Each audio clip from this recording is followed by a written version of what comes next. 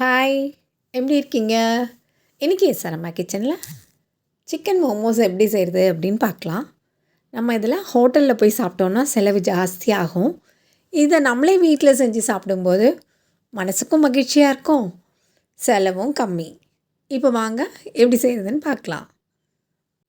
ஒரு பவுலில் 1 கப் மைதா மாவு போட்டு அதுக்கு தேவையான அளவு உப்பு 1/4 டீஸ்பூன் போதும் போட்டு, கூடவே 2 டீஸ்பூன் எண்ணெய் விட்டு நல்லா கலந்து விட்டு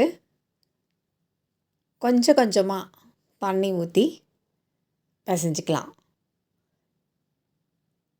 தண்ணி முதலே நிறைய ஊற்றிடக்கூடாது, கொஞ்சம் கொஞ்சமாக ஊற்றி பிசைஞ்சிக்கலாம்.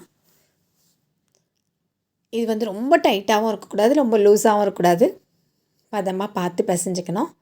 இதை கைகளாலேயே ஒரு 5 நிமிஷம் நல்லா அழுத்தி பிசையலாம். நல்லா பிசைஞ்சதுக்கப்புறமா அதை அப்படியே ஒரு 1/2 மணி நேரம் ஊற வச்சிடலாம். அப்போ தான் மாவு நல்லா சாஃப்டாக நல்லாயிருக்கும். அப்படியே எடுத்து 1/2 மணி நேரம் ஊற வச்சிடலாம். இப்போ சிக்கன், போன்லெஸ் சிக்கன், அதை எடுத்து மிக்சியில் அரைச்சிக்கலாம். இது 300 கிராம் இருக்கும். இதை அப்படியே அரைச்சிக்கலாம். அரைச்சிட்டு அதை ஒரு பவுலில் தனியாக எடுத்து வச்சுக்கலாம். அது கூட என்னெல்லாம் ஆட் பண்ணணுன்னு பார்க்கலாம். இந்த சிக்கனுக்கு தேவையான உப்பு போட்டுக்கலாம், சால்ட் போட்டுக்கலாம். போட்டுட்டு கொஞ்சம் பெப்பர் தூள் போட்டுக்கலாம். கூடவே கொஞ்சம் மிளகாத்தூள் போட்டுக்கலாம். இல்லைன்னா பச்சை மிளகாய் போட்டுக்கலாம், ஏதாவது ஒன்று போட்டுக்கலாம். குட்டி குட்டியாக நறுக்குனா பெரிய வெங்காயம் 1 போட்டுக்கலாம். கொத்தமல்லி சின்ன சின்னதாக கட் பண்ணி போட்டுக்கணும். அதே மாதிரி இஞ்சி பூண்டு பேஸ்ட் கொஞ்சம் போட்டுக்கலாம் வாசத்துக்கு. இது ஸ்ப்ரிங் ஆனியன், அதை கட் பண்ணி போட்டுக்கலாம். இருந்தால் போட்டுக்கலாம், இல்லைன்னா விட்டுடலாம். இது கூட எண்ணெய் 2 டீஸ்பூன் ஊற்றி நல்லா கலந்து விட்டுடலாம்.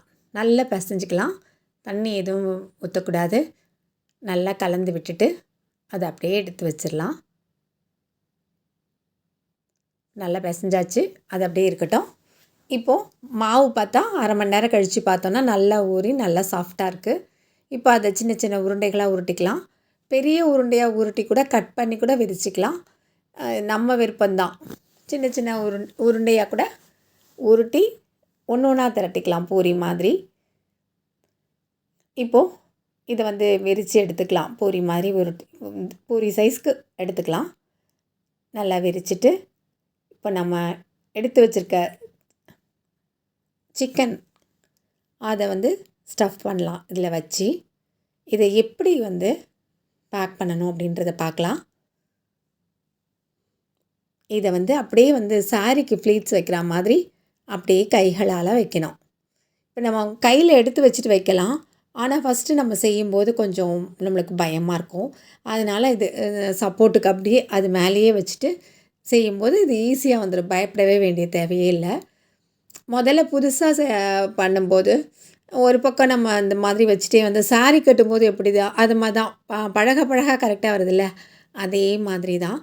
அது ஒரு பக்கம் நம்ம கட்டிக்கிட்டே இருப்போம், ஒரு பக்கம் அமர்ந்துரும்ல, அந்த மாதிரி தான் இருக்கும். நம்ம பழகிட்டோன்னா நல்லா ஈஸியாக வந்துடும். அதுக்கப்புறம் அதை ஒன்றா ஒட்டிட வேண்டியது தான். மறுபடியும் பார்க்கலாம் எப்படி செய்கிறதுன்னு. நல்லா பூரி மாதிரி தேய்ச்சி விரித்து எடுத்துகிட்டு அதை கைகளில் எடுத்துகிட்டு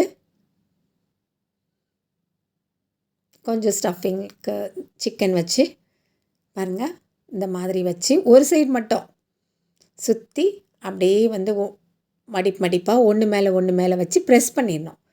ப்ரெஸ் பண்ணால் தான் நிற்கும், இல்லைன்னா அப்படியே அவுந்துக்கிட்டே வந்துடும். அப்படியே நம்ம அப்படியே ஒட்டிகிட்டே வர வர அது பிரிஞ்சு வந்துடும்.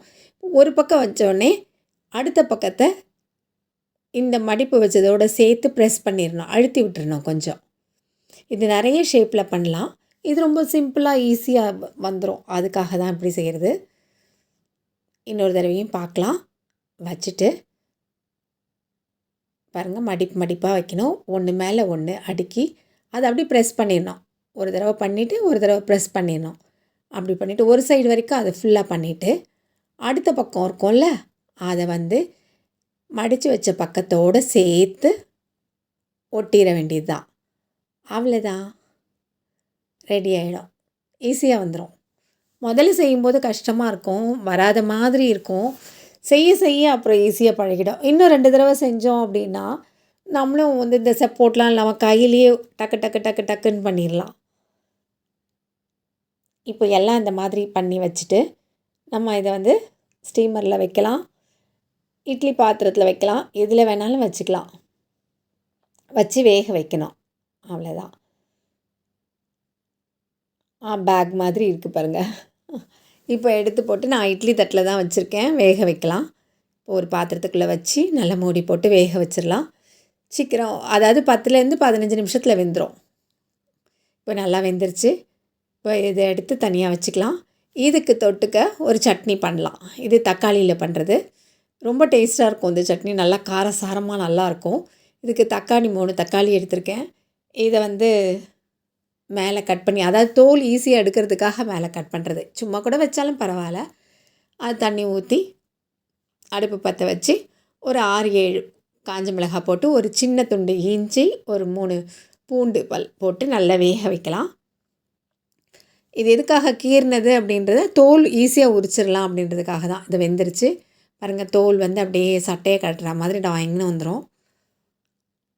இப்போது அதை நல்லா எடுத்துட்டு ஆறுனதுக்கப்புறமா ஒரு மிக்ஸி ஜாரில் போட்டு நம்ம நல்லா நைஸாக அரைச்சிடலாம். இந்த மேலே இருக்கிறத வந்து ஃபஸ்ட்டே கட் பண்ணி எடுத்துட்டோன்னா அது இருக்காது. இப்போ கூட ஒரு கத்தி வச்சு கட் பண்ணி எடுத்துடலாம். இப்போ உள்ளே போட்டு நல்லா நைஸாக அரைச்சி எடுத்துடலாம். கொஞ்சம் தேவையான அளவு உப்பு போட்டு அரைச்சிக்கலாம். அரைச்சிட்டு ஒரு பேனில் எண்ணெய் ஊற்றி, எண்ணெய் காஞ்சதும் இந்த அரைச்ச விழுதை போட்டு நல்லா காய வச்சிடலாம். அந்த பச்சை வாசனைலாம் நல்லா போயிட்டு நல்லாயிருக்கும். இது நல்ல காரசாரமாக நல்லாயிருக்கும். இந்த மோமோஸில் தொட்டு சாப்பிட்றதுக்கு ரொம்ப டேஸ்ட்டாக இருக்கும். நீங்களும் ஒரு தடவை இந்த மாதிரி ஈஸியாக ட்ரை பண்ணி பாருங்கள். கண்டிப்பாக ஈஸியாக வரும். பிடிச்சிருந்ததுன்னா லைக் பண்ணுங்கள், கமெண்ட் பண்ணுங்கள், ஷேர் பண்ணுங்கள். இன்னும் எஸ்ஆர் அம்மா கிச்சனை சப்ஸ்கிரைப் பண்ணாதவங்க உடனே சப்ஸ்கிரைப் பண்ணுங்கள். நன்றி.